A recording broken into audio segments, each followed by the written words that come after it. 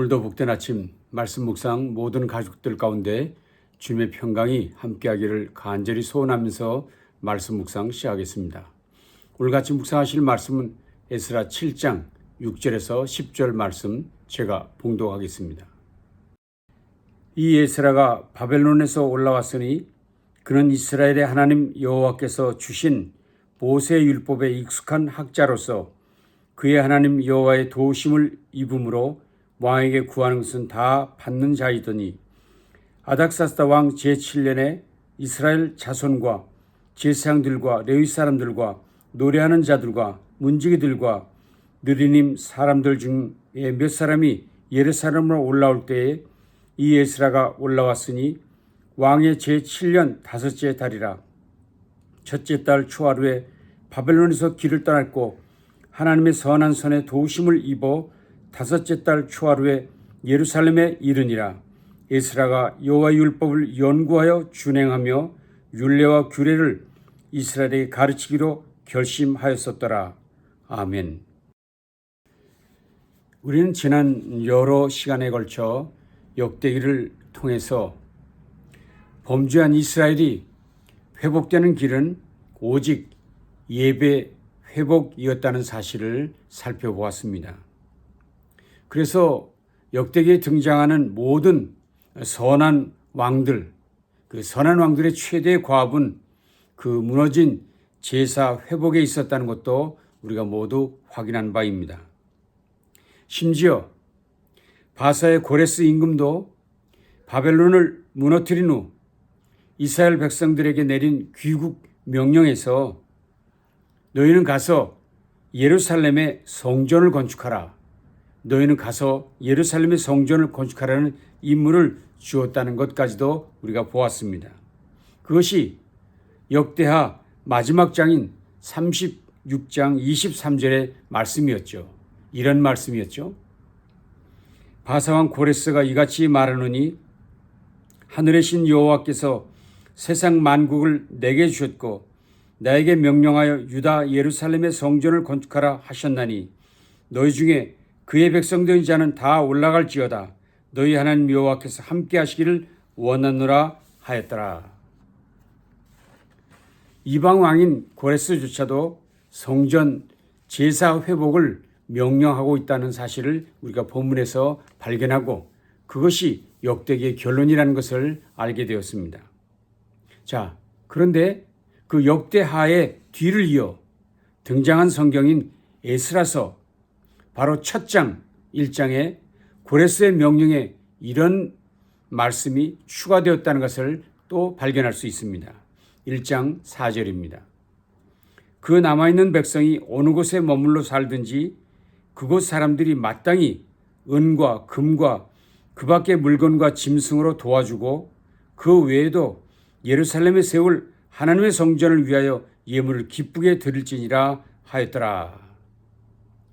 즉 고레스는 그 백성들에게 성전 건축을 위한 필요한 모든 물자를 넉넉히 공급해 주었다고 오늘 본문은 말하고 있는 것입니다. 그래서 그렇게 고레스의 도움을 받은 이스라엘의 백성들은 성전 재건에 착수하게 됩니다. 그러나 성전 공사는 순조롭게 진행되지 못했습니다. 공사를 방해하는 악한 자들의 공작으로 공사가 수년 동안이나 지연되고 맙니다. 그렇지만 하나님께서 시작하신 성전 재건 공사는 결코 멈춰지지 않고 드디어 마무리되고 말지요. 모든 백성들이 함께 모여 기쁨과 감격의 봉헌식을 거행했고 수백 년 동안 제대로 드려본 일이 없었던 유월절 제사까지 온전히 드리게 됩니다. 에스라 6장은 당시 백성들의 마음을 이렇게 표현해 주었습니다. 22절입니다. 그들은 이랫동안 무교절을 즐겁게 지켰다. 그들은 힘을 얻었다. 그들은 주 이스라엘의 하나님의 성전을 다시 지을 수 있었으므로 한없이 기뻤다. 한없이 기뻤다. 얼마나 기뻤을까요? 얼마나 감격이 컸을까요? 성전도 성벽도 다 재건되고 심지어 제사까지 온전히 드리게 됐으니 모든 것이 이제 제자리에 돌아온 듯 했을 것입니다. 자, 그런데 성경은 에스라 6장에서 마무리되지 않고 다음 장인 7장으로 넘어갑니다. 그리고 그곳에서는 그동안 한 번도 언급되지 않았던 한 사람이 소개됩니다. 그리고 그 한 사람을 통해 펼쳐지는 일이 에스라서의 마지막 장인 10장까지 이어지고 있습니다. 무슨 얘기인가요? 즉 남은 이야기가 아직도 더 해야 할 일이 남았다는 것을 이것은 보여주고 있는 것입니다. 여기서 우리가 깨닫는 한 가지 사실이 있습니다. 그것은 성전 재건이 끝이 아니라는 것. 제사 회복은 그렇게 해서 마무리되는 것이 아니라는 사실을 오늘 에스라서를 통해서 깨닫게 된다는 것입니다. 그래서 하나님께서는 성전 제사 예배 회복에 마침표를 찍기 위해 중요한 일을 시작하셨고 그것을 위해 새 인물을 준비시켰다는 이야기입니다. 하나님께서 준비시킨 7장에 소개된 사람이 누구입니까? 그는 1장부터 6장의 긴 이야기에서도 전혀 언급된 일이 없었던 사람, 바로 에스라입니다. 성경은 하나님께서 하시려는 그 일에 그 사람이 가장 적합하다는 것을 강조하기 위해서 그의 소개를 길게 펼쳐놓았습니다. 그것이 7장 1절부터 6절까지의 긴 이야기입니다. 그 긴 구절을 통해 에스라는 제사장 아론의 16대 손이라는 것을 강조합니다. 그리고 덧붙여서 더 중요한 이야기를 소개하고 있습니다. 6절이었죠.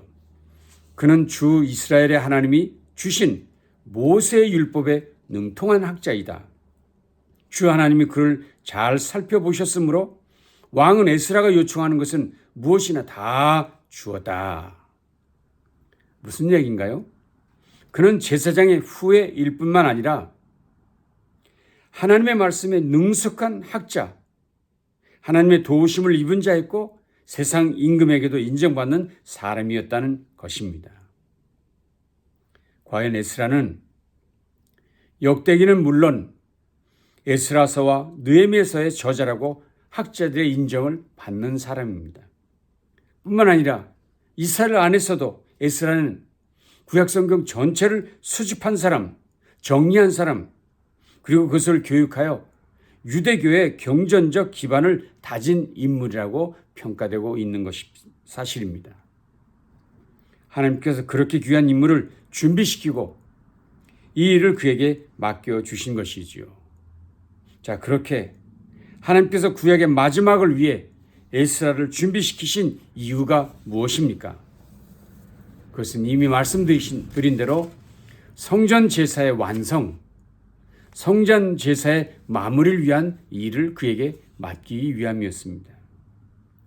포로에서 돌아온 백성들은 명령대로 성전 재건했지요. 유월절 제사도 드리고 제사 제도를 잘 구비했습니다. 그러나 성전 재건이 마무리되고 무려 60여 년의 세월이 지났지만 백성들의 삶에 변화가 없었습니다. 모든 제사는 여전히 형식적이었습니다. 습관적이었습니다. 사람들 마음은 그저 희생 제사만 드리면 모든 것이 끝났다 라고 생각할 뿐 그들의 삶에는 어떤 구별된 모습이 보여지지 않았습니다. 이렇게 변화없는 백성들의 삶을 바라보시던 하나님께서 결국 에스라를 불러 세우신 것입니다. 그가 부르신 에스라는 어떤 사람이었다고 했습니까?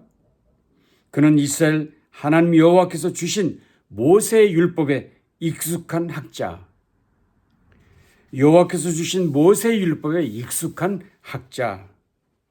물론 그는 제사장 가문의 사람이었어요. 그래서 제사장으로서의 부족함이 없는 사람입니다. 그러나 그는 말씀에 능숙한 사람이었다는 것을 강조함으로 제사를 마무리하기 위해서 이제는 말씀을 강조할 필요가 있다는 것이 하나님의 뜻이라는 것을 여기서 우리가 확인할 수 있습니다. 그렇습니다. 우리가 예배 회복을 많이 말하고 있는데요. 그것이 찬양이 그리고 그것이 기도의 회복만을 의미하고 있는 것은 아닙니다. 결국 모든 회복의 마지막은 말씀 회복으로 이루어져야 한다는 사실. 하나님의 말씀이 삶을 변화시킵니다. 그 말씀이 영혼을 새롭게 하는 능력이 있기 때문입니다. 에스라도 이것이 중요한 일이고 하나님의 뜻임을 깨닫고 이 일을 위해 헌신하기로 결단을 하지요. 이때 에스라가 했던 결심이 무엇인지 10절은 구체적으로 얘기하고 있습니다. 에스라는 주의 율법을 깊이 연구하고 지켰으며 또한 이스라엘 사람들에게 율례와 규례를 가르치는 일에 헌신하였다. 이스라엘 사람들에게 율례와 규례를 가르치는 일에 헌신하였다 했습니다. 저는 우리 신앙 공동체에도 또는 우리 각자의 신앙 성숙을 위해서도 에스라가 했던 이 결심, 에스라가 가졌던 이 헌신이 필요한 것을 믿습니다. 무엇보다도 에스라의 삶을 보면서 세 가지 결단이 우리에게 필요하다 말씀드릴 수 있습니다. 그 첫째는 율법을 깊이 연구하는 것이 중요합니다. 말씀을 깊이 묵상하는 일이 중요하다는 것입니다. 말씀을 연구한다는 것은 성경 지식을 쌓는다는 말이 아닙니다. 말씀을 연구한다는 것, 말씀을 묵상한다는 것은 하나님을 경험하는 일, 하나님을 알아가는 일이지요. 특별히 우리 기독교는 경전을 가진 종교입니다. 성경의 종교, 계시의 종교입니다. 다시 말하면 우리 기독교는 말씀을 통해서 하나님을 알아가도록 하는 것이 처음부터 하나님이 가지신 계획이었다는 것입니다. 태초부터 그분은 말씀하시는 분이었습니다. 저는 창세기 1장을 펴면서부터 그것을 확인할 수 있었습니다. 그분은 빛보다 먼저 말씀으로 자신을 알려주신 분입니다. 그것을 우리가 어떻게 알 수 있는가요? 그가 처음으로 하신 말씀이 빛이 있으라. 말씀하심으로 비로소 빛이 우리 눈에 보여지도록 해주셨습니다. 그러니 먼저 말씀하셔서 우리가 들었고 듣고 났더니 세상에 그것들이 존재하는 것을 알 수 있게 된 것입니다.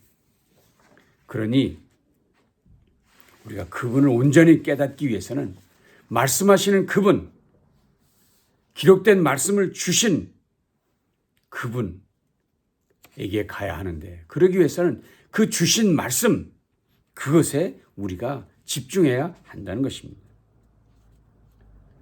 모든 우리의 신앙 행위들, 그것이 기도이며 찬송이며 그 어떤 것이라도 말씀으로 마무리되어야 합니다. 말씀 공부, 성경 연구, 성경 묵상이 예배 회복의 끝판이라는 것입니다. 마무리라는 것입니다. 그런 의미에서 우리 모두 좀 더 말씀 묵상하는 일에 열심을 내야 합니다. 그렇게 할 때 우리는 하나님을 경험하게 되는 지름길에 서게 되는 것이지요. 오늘 저나 여러분 모두가 말씀을 연구하는 일에 열심을 내도록 새롭게 다짐하시기를 바랍니다. 두 번째 강조점은 준행, 지킴입니다. 우리가 말씀을 연구하고 묵상하는 유일한 목표가 무엇입니까? 나 자신에게 적용하기 위해서 내가 그것을 준행하기 위함입니다. 신약성경에서 그렇게 비난을 많이 받았던 바리새인들의 문제점이 뭡니까? 말만 하고 행하지 않고 무거운 짐을 묻고 사람의 어깨에 지우되 자기는 이것을 한 손가락으로도 움직이려 하지 아니하는 위선 때문이었습니다. 그들이 아무리 많은 성경을 알았어도, 아무리 많은 성경을 외웠어도 스스로 행하지 않고 있으니, 실천하지 않으니 그들은 위선자였다는 것입니다. 남을 가르치지만 자신에게는 결코 적용하지 않는 위선자 바리새인들 모습이죠. 우리가 가장 많이 행하고 있는 제자 훈련, 그것은 스승 되신 예수님의 예수님 닮는 훈련입니다. 그래서 그분을 통해 예수님처럼 생각하고 예수님처럼 말하고 예수님처럼 행동하기를 배우는 것이 제자 훈련의 본질입니다. 예배가 찬양과 기도, 말씀으로 구성되지만 헌신으로 삶의 결단으로 마무리되어야만 하는 것이 온전한 예배의 모습입니다. 그것이 예배 회복의 참 모습입니다. 그렇습니다. 말씀을 들었다면, 말씀을 묵상했다면 그 말씀을 순종하는 일에 우리에게 남겨진 일인 것을 기억하시고 그것을 마음에 두시는 저와 여러분 모두 되시기를 바랍니다. 마지막 세 번째는 가르침, 전파하는 일입니다. 오늘 본문에서 에스라는 이스라엘 모든 백성에게 이 율례와 규례를 가르치기로 결심했다고 얘기하고 있습니다. 그렇습니다. 말씀을 주셨다면 그것은 나만을 위한 것이 아닙니다. 우리가 복을 받았다면 그 복으로 말씀의 은혜를 받았다면 그것은 축복의 통로로 삼기 위한 한 방법이었지 나만을 위한 것이 아니었다는 것입니다. 그러므로 주신 말씀이 있으면 나누어야 합니다. 받은 말씀이 있으면 가르쳐야 합니다. 우리가 가르치려 할 때 더 많이 배우게 됩니다. 우리가 전파하려 할 때 더욱 무장하게 된다는 것이 우리 모두의 간증이지요. 뿐만입니까? 우리 모두는 누구든지 누가 됐든지 간에 끝까지 배우려는 마음 가져야 합니다. 배우려는 마음 가지려 할 때, 배우려는 마음 가질 때 우리의 삶이 변화될 줄로 믿습니다. 뿐만 아니라 자녀들에게 분명히 가르쳐야 합니다. 어릴 때부터 말씀을 가르쳐야 합니다. 성인에게도 노인에게도 가르쳐야 합니다. 이곳만 아니라 이방 땅끝까지라도 가서 가르쳐야 한다는 것이 오늘 에스라의 결심이었고 헌신의 내용이었습니다. 오늘 말씀을 정리하겠습니다. 저는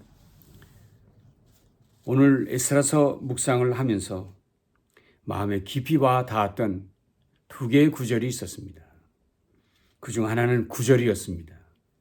첫째 달 초하루에 바벨론에서 길을 떠났고 하나님의 선한 손에 도우심을 입어 다섯째 달 초하루에 예루살렘에 이르니라.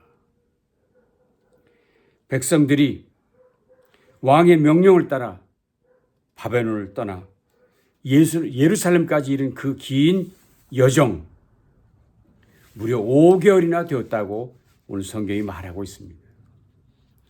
실제로 요즘 거리로 환산해 보니 1500km가 넘는 긴 길이었습니다. 먼 길이었습니다. 그것은 사막이 곳곳에 있었습니다. 강들이 곳곳에 있었습니다. 사막과 강들을 건너야만 했던 고생길이었죠. 그런데도 백성들은 그 길을 마다하지 않고 걸어 드디어 예루살렘에 이르는 것이지요. 그들의 결단이 참 아름다웠습니다. 그저 예배 회복, 제사 회복을 위한 그들의 결단과 헌신이 정말 아름답게 보여졌습니다. 이런 헌신, 이런 결단이 우리 가운데 있어야 합니다. 수고가 필요합니다. 시간을 들이는 것, 물질을 들이는 것이 필요합니다. 두 번째, 제 마음을 흔들었던 구절은 10절입니다. 에스라가 여호와의 율법을 연구하여 준행하며 율례와 규례를 이스라엘에게 가르치기로 결심하였었더라. 에스라의 결심, 헌신입니다. 그는 남자만 1750여 명에 이르는 2차 귀환자들을 인도한 인도자입니다. 그가 그 많은 사람들의 인도자가 되었으니 그의 길이 쉽지 않았을 것입니다. 근데 그 일을 잘 감당했습니다. 뿐만 아니라 그는 귀환한 백성들을 모아놓고 또는 이미 와 있는 정착한 백성들을 향해 말씀을 가르치기로 결단했다는 것입니다. 그래서 결국 그는 성전 제사 회복을 마무리했습니다. 구약성경 전체를 마무리합니다. 이런 에스라의 결단, 헌신만이 비로소 하나님의 기쁨과 자랑이 될 수 있었던 것이지요. 저는 저와 여러분 모두에게도 이런 결단과 헌신이 필요한 줄로 믿습니다. 말씀을 연구하고 묵상하는 일에 헌신하고 결단하십시오. 말씀을 지키는 일에 더 큰 결단이 필요합니다. 그 희생은 값지고 보람이 있습니다. 열매가 있습니다. 뿐만입니까? 말씀을 가르치고 전파하는 일에 여러분의 남은 시간을 헌신할 수 있기를 바랍니다. 신앙 전수를 통해 예배는 온전히 회복된다는 사실입니다. 이 모든 일들을 위해 에스라처럼 결단하고 우리의 몸과 마음을 주께 드리기로 다짐하는 이 아침 되시기를 간절히 바랍니다. 기도하겠습니다. 주님 감사합니다. 오늘도 우리에게 귀한 말씀으로 우리의 남은 생을 어떻게 살아야 할지 말씀해 주시니 감사합니다. 우리의 인생이 주님이 기뻐하시는 온전한 예배자로 설 수 있도록 도와주시옵소서. 우리의 삶 가운데 하나님의 말씀이 묵상되고 그것이 준행되고 그리고 그것을 나누고 실천하는 우리의 삶이 될 수 있도록 함께해 주시옵소서. 예수님 귀하신 이름으로 간절히 축복하며 기도합니다. 아멘. 오늘도 주신 말씀 마음에 새기며 그렇게 살아가십시다.